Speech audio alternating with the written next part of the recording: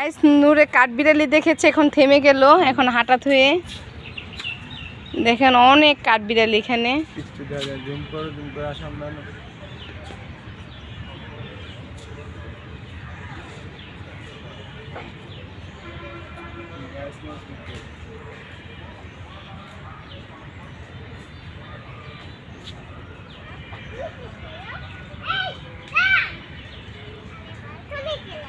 এই যে আরেকটা আছে, এই যে কাঠবিড়ালি বাদাম খাচ্ছে।